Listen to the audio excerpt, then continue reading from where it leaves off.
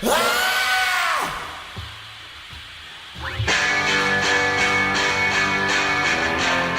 heard this story told from Ivan, and Ivan Meeting is the guy who started the whole thing about 2 years ago in Moscow. And he was interested in how to gather people for a purpose, and he was interested in poetry, so he started leaving all these small cards of poetry around the city that all was led to a discussion where people would meet in the space they called the tree house, which was a little house or little space. Maybe it was even like an attic somewhere. It's quite a romantic idea. Yeah. And they met up and they spoke about what they read, and they drank tea, and people would leave donations for whatever tea that they drank, and the time.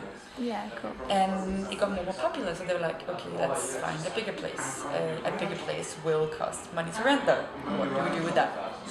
So you came up with the idea that if everybody would chip in a little bit for the time, they would all rent the space together. They would all pay for the rent and the bills and the tea and the coffee. So there was kind of like a collaborative rental of the space somehow.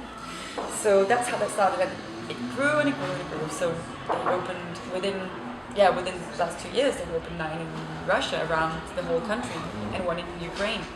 Wow. So that's how it started, and the idea of paying for the time, of paying for the space, this is my 2 guys.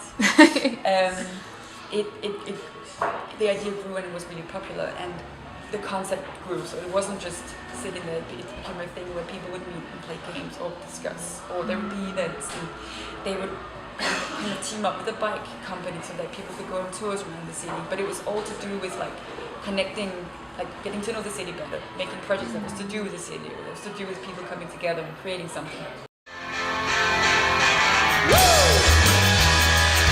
People would come and help out, be part of the project, because there was always need for more people and new energy and new ideas.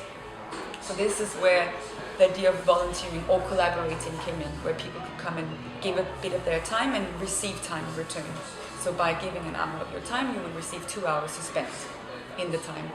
And then what developed slowly was this kind of currency of time, currency of giving and receiving time, and then actually being able to swap that time for something else as well. So maybe instead of using the time, you would swap, like almost like you would be given a little token for the time you spend, and then you could swap it for something else. For example, like a bike ride, or I don't know. Yeah. That's something that each of the Ziferblats then develop. So that's how the idea grows, and then it came here to London. This is the first one.